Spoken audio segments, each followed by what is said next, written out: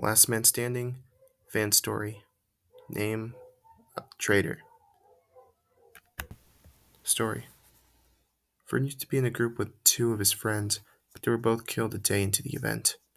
Many teams were formed as having more people keeps you safe, because nobody wanted to risk being overwhelmed by zombie players.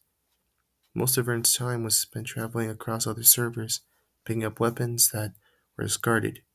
Mainly found shotguns, but at least it was something. After walking some more, he comes across a generated structure, with a team of six holding in it.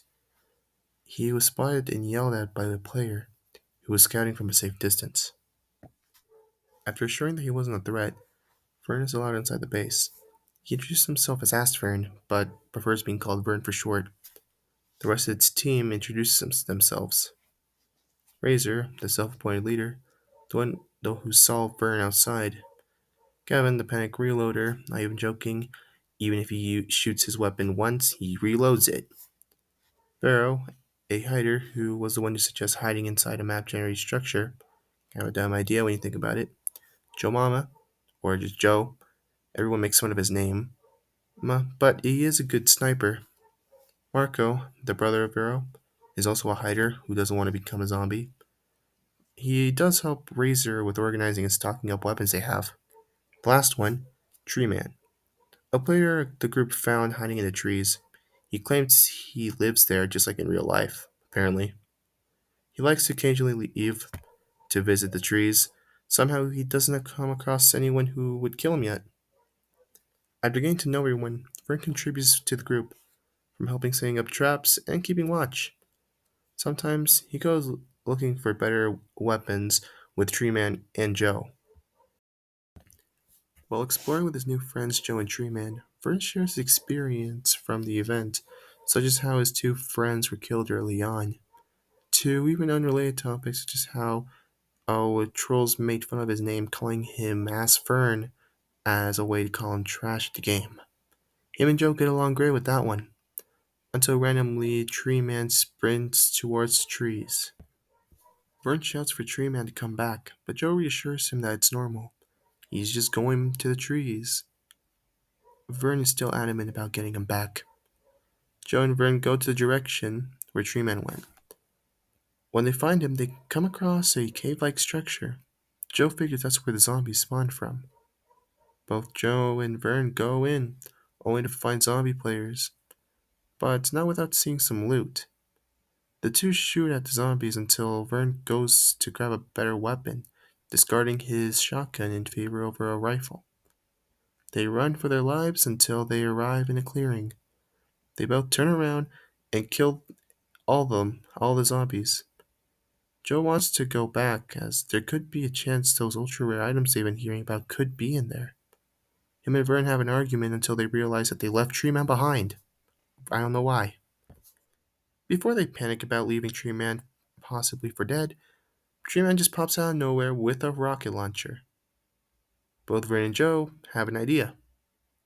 Cut to the zombie spawn point getting nuked, and the three hurry up, searching desperately until they find something useful. Treeman picks up a common mongoose, Joe picks up a damage buff, and Vern picks up an ultra rare ability. They get back to the base where they show off what they picked up to everyone. Maybe this would finally encourage the hiders of the group to scout. Everyone wonders what the ability Vern has does. Everyone wonders who should get the ability. Some want Razor to get it since he's a leader, but it's ultimately decided whoever found it first.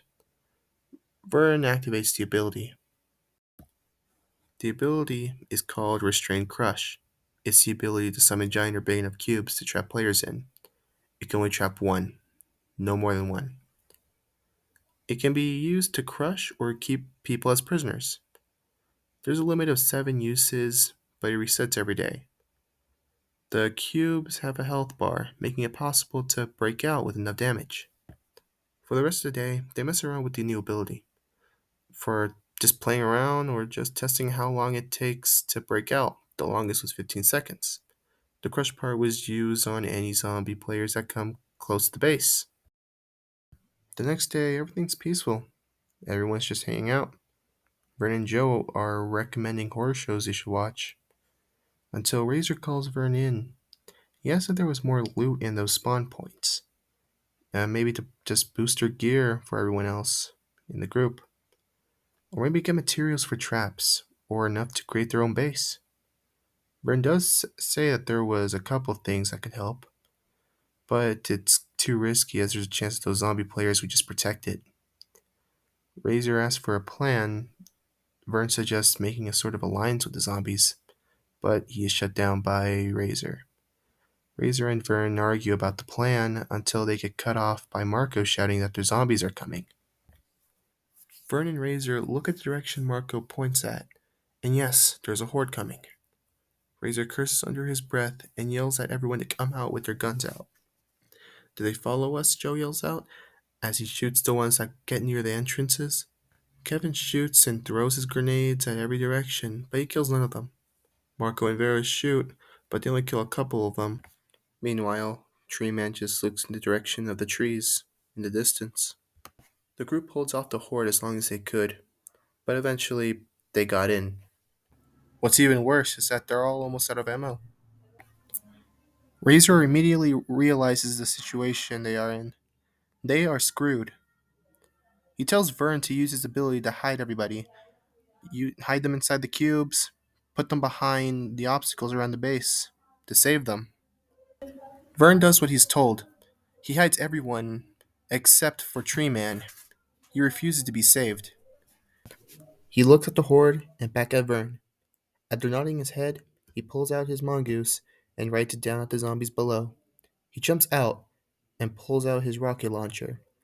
He tries to take as many with him. New zombie.